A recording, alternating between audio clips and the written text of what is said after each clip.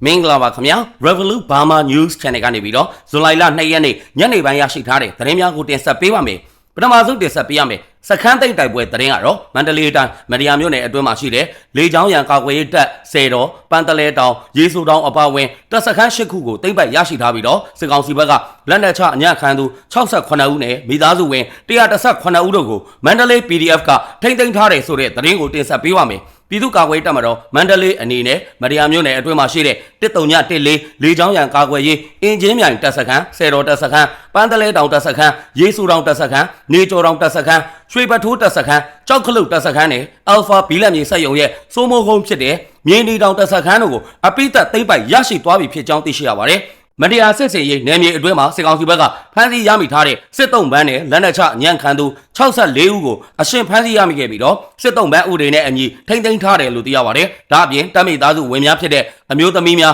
းတပ်ကြီးရွယ်ဦးများနဲ့ကလေးတငယ်များစုစုပေါင်း118ဦးကိုလည်းကောင်းမွန်စွာထိမ့်သိမ်းဆောက်ရှောက်ထားတယ်လို့သိရပါတယ်။ဒါအပြင်စစ်ကောင်စီရဲ့လက်နက်မျိုးစုံ125လက်နဲ့ဆက်ခရန်အများပြားကိုသိမ်းဆည်းရမိခဲ့တယ်လို့သိရပါတယ်။မရယာမြို့နယ်အတွင်းမှာရှိတဲ့စစ်စင်ရေးများမှာပြည်သူ့ကာကွယ်ရေးတပ်မတော်မန္တလေးနဲ့အတူဒေသခံအဖွဲ့အစည်းဖြစ်တဲ့မရယာမျိုးမှန်တပ်ဖွဲ့ဟာလည်းပူးပေါင်းပါဝင်တိုက်ခိုက်ခဲ့ကြောင်းထုတ်ပြန်ထားပါတယ်။ပြည်သူ့ကာကွယ်ရေးတပ်မတော်မန္တလေးအနေနဲ့တတ်မှတ်ထားတဲ့စီရေးပြတ်မှတ်များကိုဆက်လက်ထိုးစစ်ဆင်တိုက်ခိုက်လျက်ရှိပြီးတော့1027စစ်စင်ရေးအပိုင်း2နဲ့အတူဟန်ချက်ညီညီတိုက်ပွဲဝင်လျက်ရှိပြီးနောင်ချိုမိုးကုတ်ကြောင်မဲနဲ့မရယာစစ်မျက်နှာပြင်များမှာစစ်စင်ရေးများကိုဖော်ဆောင်လျက်ရှိတယ်လို့သတင်းထုတ်ပြန်ထားကြောင်းသတင်းရရှိပါတယ်ခင်ဗျာနောက်ထပ်တင်ဆက်ပေးရမယ့်သတင်းကတော့အကြမ်းဖက်စစ်ကောင်စီကပြည်သူ့စစ်မှုထမ်းဥပဒေနဲ့အတင်းအကျပ်ခေါ်ယူထားတဲ့စစ်တင်တဲ့အပတ်စဉ်တစ်စင်းတပ်သားတစ်များကိုလုံးဝခွင့်မပေးဘူးဆိုတဲ့သတင်းကိုတင်ဆက်ပေးပါမယ်။မန္တလေးတိုင်းအမရပူရမြို့ပေါ်ကစစ်မှုထမ်းခေါ်ဆောင်ခြင်းခံခဲ့ရတဲ့လူငယ်တဦးဟာဇွန်လ28ရက်နေ့မှာစစ်မှုထမ်းအပတ်စဉ်တစ်တင်တန်းဆင်းပြီးသွားတော့ပြင်ဦးလွင်မြို့မှာတာဝန်ချထားခံခဲ့ရတယ်လို့သိရပါတယ်။ဇွန်လ30ရက်နေ့မှာအဖိုးဖြစ်သူတေဆုံးသွားတဲ့အတွက်နာရေးအတွက်မြေးဖြစ်တဲ့စစ်တင်တန်းခေါ်ဆောင်ခြင်းခံခဲ့ရတဲ့တပ်သားတဲ့လူငယ်ပြန်လာဖို့အတွက်မိဘဆွေမျိုးများကအကြောင်းကြားခဲ့တယ်လို့သိရပါတယ်။တပ်သားတဲ့လူငယ်ကလည်းအဖိုးဖြစ်သူနာရေးဖြစ်တဲ့အတွက်ခွင့်ပေးရန်၎င်းရဲ့အထက်အရာရှိတွေစီကိုတင်ပြတဲ့အခါမှာမြည်သည့်အကြောင်းရင်းနဲ့မှခွင့်မပြုပေးနိုင်ဘူးလို့စစ်တပ်ဘက်ကအကြောင်းပြန်ကြားလာတယ်လို့သိရပါတယ်။တည်တဲ့လူကလည်းတေးနေပြီ။သွားလို့လည်းပြန်ရှင်းလာမှာမဟုတ်ဘူး။ခွင့်ကပေးလို့မရဘူးဆိုပြီးတော့ခွင့်မရဘူး။နာရေးကိုတောင်ခွင့်မပေးတာပြင်ဦးလွင်ကိုအပို့ခံရတာကလည်းတက်ကအသိပေးတာမဟုတ်ဘူး။ကလေးကမရရတဲ့နေရာကအိမ်ကိုပြန်အသိပေးလို့သိရတာ။အခုတော့ပြင်ဦးလွင်မျိုးပေါ်မှာလုံခြုံရေးစစ်ကားနဲ့ညာတိုင်းပတ်ခိုင်းနေတယ်လို့ပြောတယ်လို့တပ်သားတစ်လူငယ်ရဲ့မိဘဆွေမျိုးတူကပြန်လည်ပြောပြလာပါတယ်အကြမ်းဖက်စစ်ကောင်စီကစစ်မှုထမ်းဥပဒေနဲ့တပ်သားတစ်များခေါ်ယူခဲ့တဲ့အချိန်ကတင်နန်းစင်းမာကမိမိတို့ရဲ့ရက်ရွာများတွင်သာတာဝန်ထမ်းဆောင်ရမယ်လို့ပြောဆိုခဲ့တော့လဲပြည်သူစစ်မှုထမ်းတင်နန်းအပတ်စဉ်တစ်ဆင်းတပ်သားတင်များအားလုံးကိုဇွန်လ29ရက်နေ့ကနေစတင်ပြီးတော့နိုင်ငံတော်မှာရှိတဲ့ရှေ့တန်းစစ်မျက်နှာပြင်တွေကိုပို့ဆောင်ခဲ့ကြောင်းသတင်းရရှိပါတယ်ခင်ဗျာ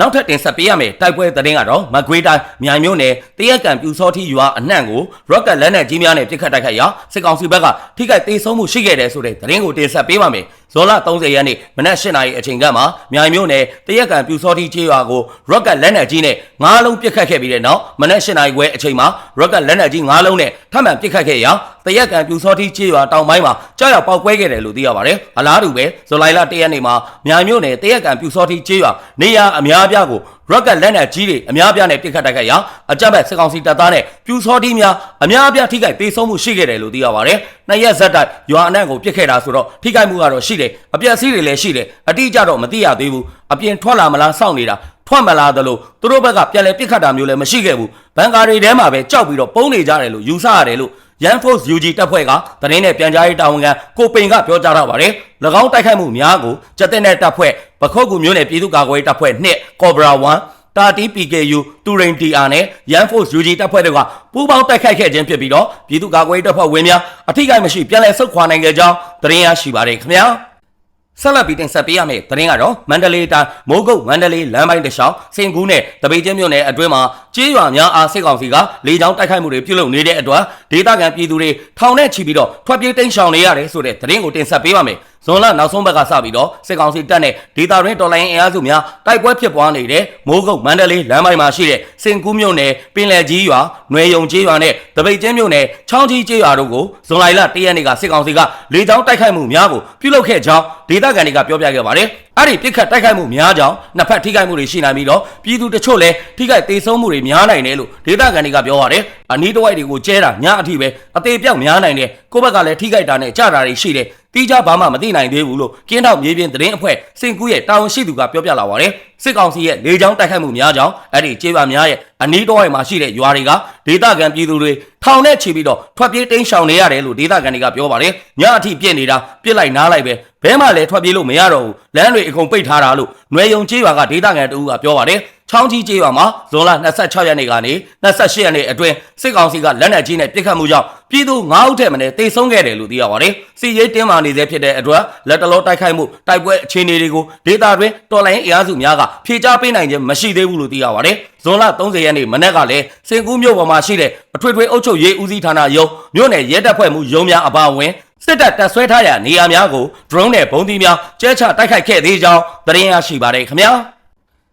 ဆက်လက်ပြီးတင်ဆက်ပေးရမယ်သတင်းကတော့ရှမ်းပြည်နယ်မြောက်ပိုင်းကြောင်မဲမြို့နယ်နဲ့တီဘောမြို့နယ်တို့မှာစစ်ကောင်စီကလက်နက်ကြီးပစ်ခတ်မှုကြောင့်အရက်သားပြည်သူ3ဦးသေဆုံးပြီး9ဦးထိခိုက်ဒဏ်ရာရရှိခဲ့တယ်ဆိုတဲ့သတင်းကိုတင်ဆက်ပေးပါမယ်မနေ့ကဇွန်လ 1 ရက်နေ့ညနေပိုင်းအချိန်စစ်ကောင်စီကလက်နက်ကြီးပစ်ခတ်မှုကြောင့်ကြောင်မဲမြို့ရက်ကွက်8မှာအမျိုးသား2ဦးနဲ့အမျိုးသမီး2ကြီးထိမှန်ပြီးတော့ပွဲချင်းပြီးသေဆုံးသွားခဲ့တယ်လို့သိရပါတယ်။ကြောင်မဲမှာကတော့ပြေးဖို့လည်းအတော်ကိုအဆင်မပြေဘူး။တေကာမှတေရောပဲပြည်သူတွေကမြို့ထဲမှာပိတ်မိနေကြတယ်။ကိုယ်ပိုင်ဘုံခိုချင်းတွေကိုတူးနေကြရတယ်လို့ကြောင်မဲမြို့ကဒေသခံပြည်သူတို့ကပြောဆိုထားပါတယ်။အလားတူပဲမနေ့ကညနေ6 နာရီခွဲအချိန်မှာတီဘောမြို့စံဖိတ်ကွက်တဲ့အတွင်းထဲမှာလက်နက်ကြီးကြောက်ရောက်ပောက်ကွဲမှုကြောင့်အမျိုးသား2ဦးနဲ့အမျိုးသမီး3ဦးတို့ထိမှန်ဒဏ်ရာရရှိခဲ့တယ်လို့သိရပါတယ်။ရှမ်းမြောက်ဒေသနဲ့မိုးကုတ်တို့မှာတိုက်ပွဲ6 ရက်တာကာလအတွင်းစစ်ကောင်စီတပ်ကအင်အားပြင်းလက်နက်ဖြစ်တဲ့ပေါင်900ဘုံအပါအဝင်လေကြောင်းကနေပြီးတော့လက်နက်ကြီးများပစ်ခတ်မှုကြောင့်စုစုပေါင်းအရက်သား25ဦးသေဆုံးခဲ့တယ်လို့သိရပါတယ်။ဒါအပြင်အရက်သား38ဦးထိခိုက်ဒဏ်ရာရရှိခဲ့တဲ့အပြင်အရက်သားနေအိမ်90နီးပါးထိခိုက်ပျက်စီးခဲ့ရကြောင်း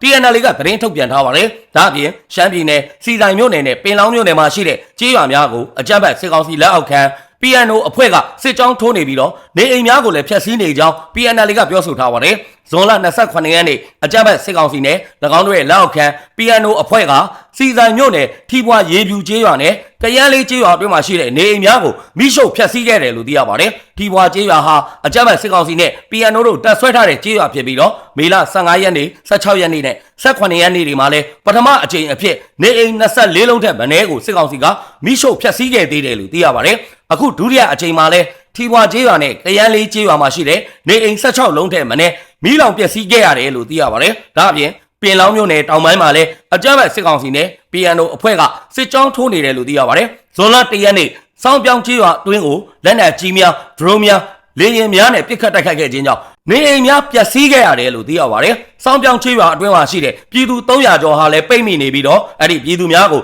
အကြမ်းဖက်စစ်တပ်နဲ့ PNO ပြည်သူ့စစ်အဖွဲ့တွေကရွာပြင်ကိုထွက်ခွင့်မပေးဘဲနဲ့လူသားတိုင်းအဖြစ်နဲ့ပြုလုပ်နေကြောင်းသတင်းရရှိပါတယ်ခင်ဗျာ။အခုလိုမျိုးမြန်မာတနိုင်ငံလုံးမှာဖြစ်ပွားနေတဲ့စီးရေးသတင်းနိုင်ငံရေးသတင်းများကိုအချိန်ပေးပြီးတော့နားဆင်ပေးတဲ့အတွက် Revolut Burma News Channel ကနေပြီးတော့အထူးပဲကျေးဇူးတင်ရှိပါတယ်ခင်ဗျာ။